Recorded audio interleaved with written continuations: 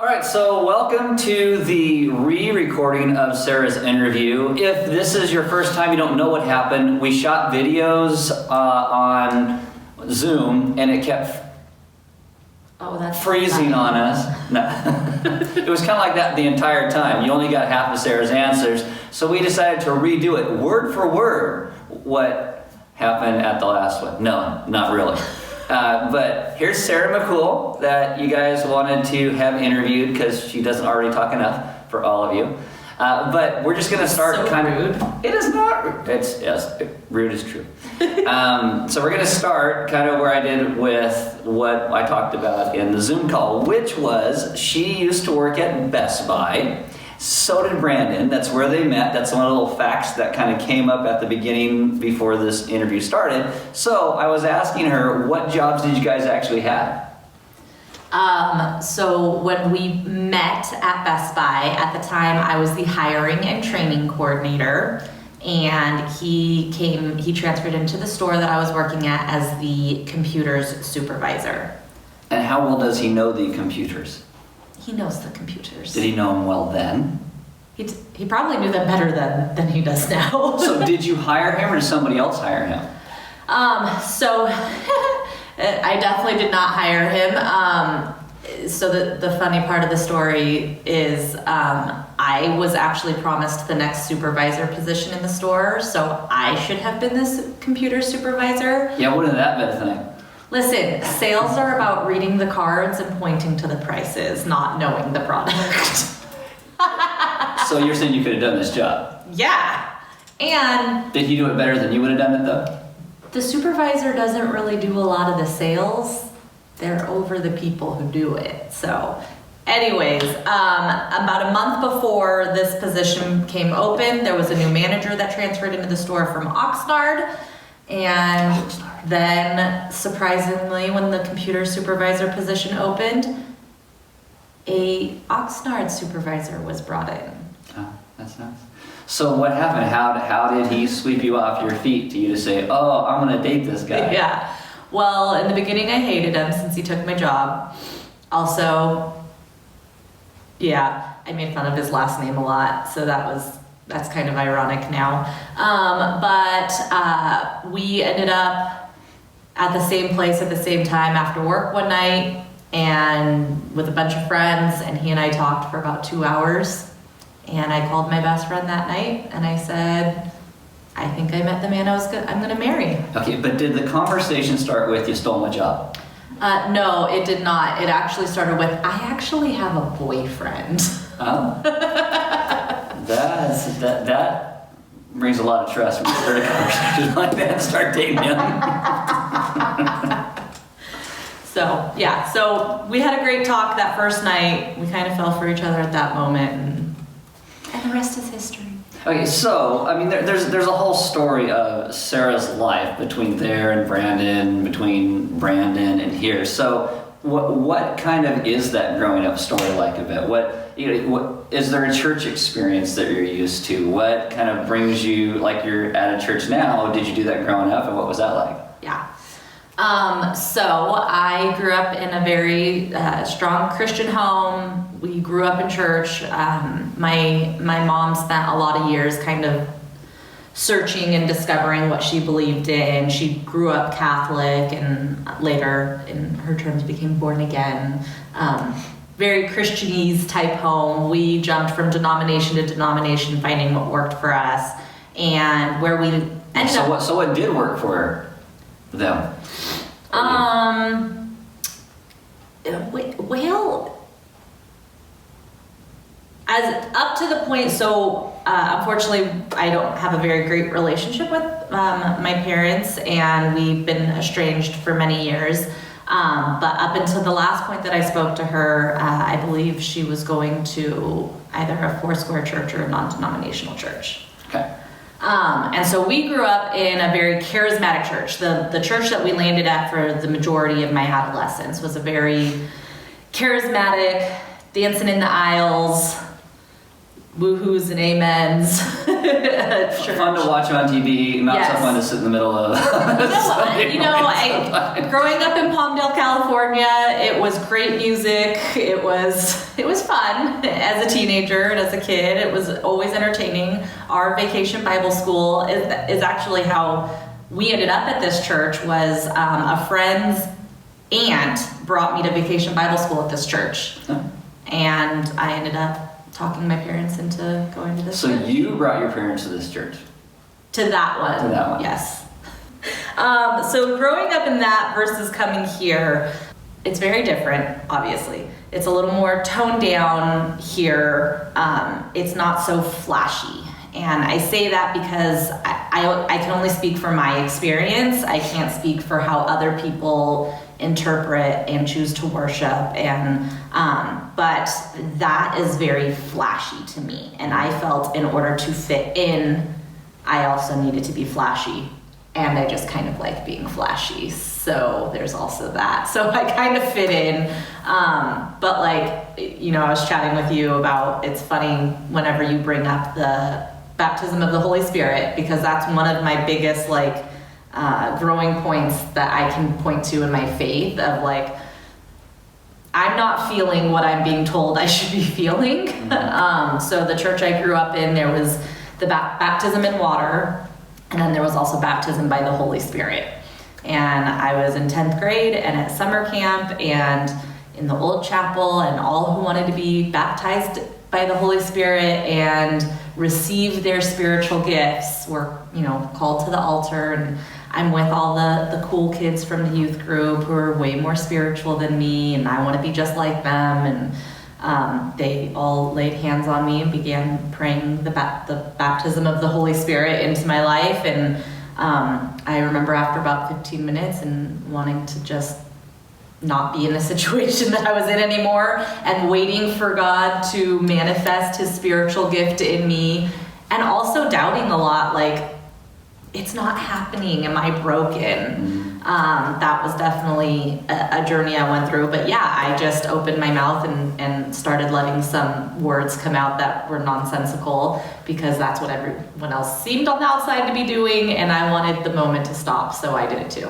So why was it, do you think it was so important for them to have you be able to do that? I don't know, but they weren't giving up. I don't know. No, you mentioned something about, it's the only language they have. Oh, yeah. So we were taught. I did hear some things in the some things did terrible Zoom call.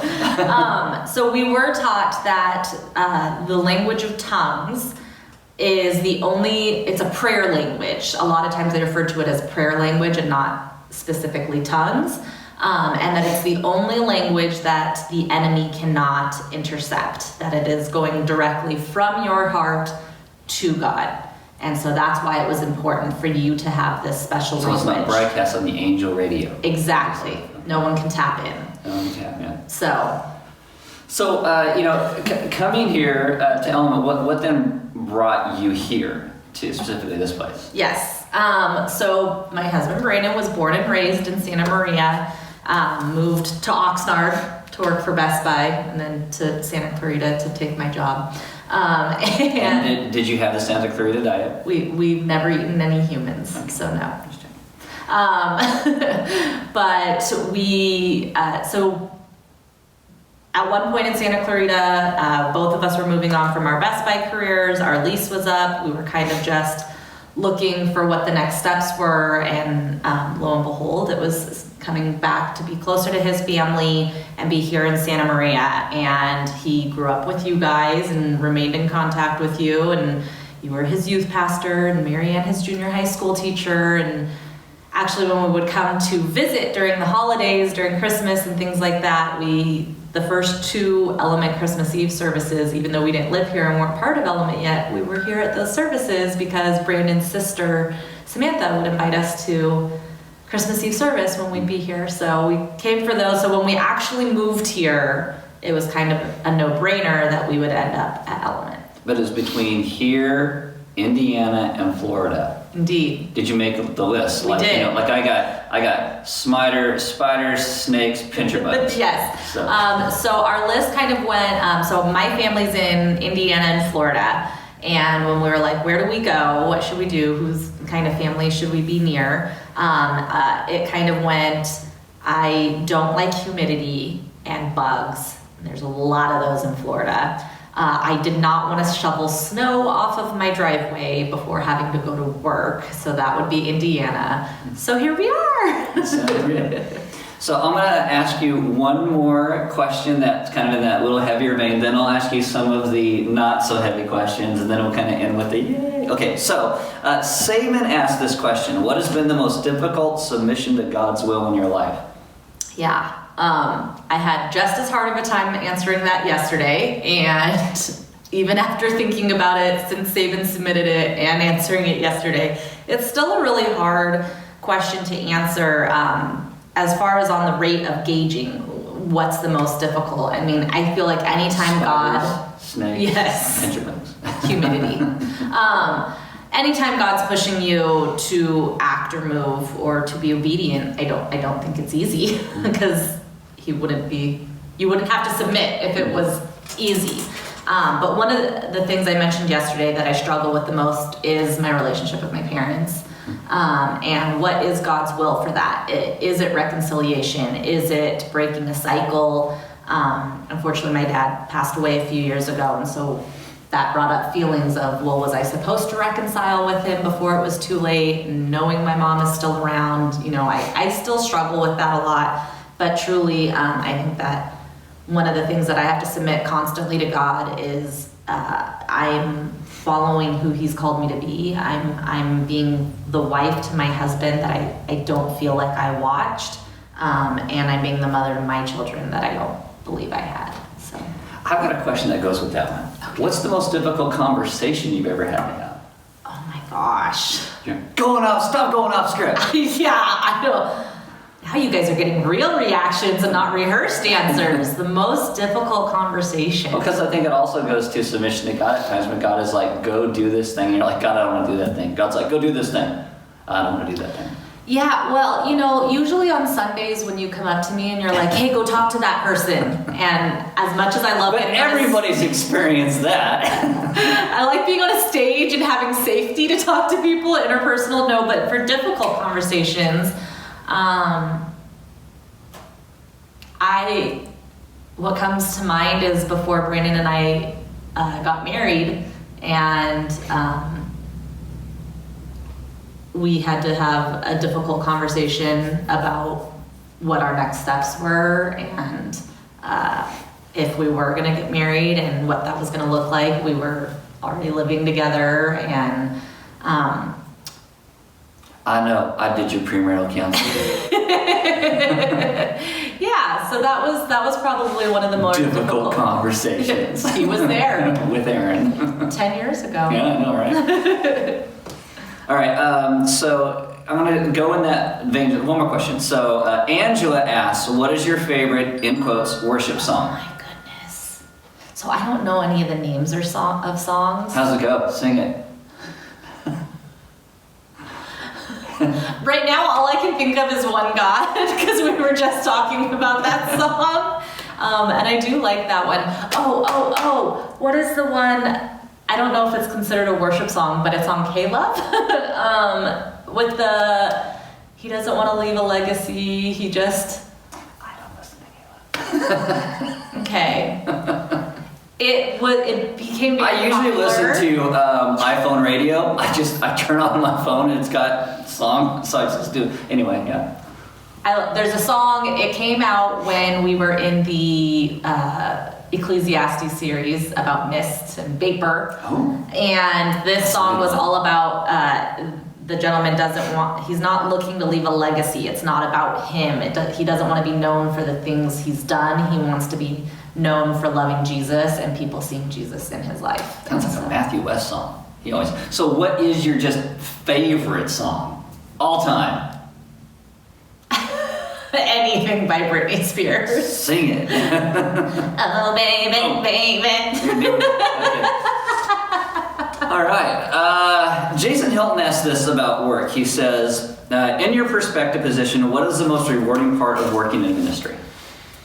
I have the ability to watch people grow relationships with each other and relationships with Jesus, which is the ultimate call on all of our lives. And I actually get to do that as part of my work. And so it is very fulfilling to watch people and the arcs that they can go through of wanting to know more, wanting to learn more, or sometimes not wanting to learn more and still ending up learning it. And just seeing that click when someone understands that church is more than religion and rules and rituals, but it's actually a relationship with a God who adores you and made you and wants to know you.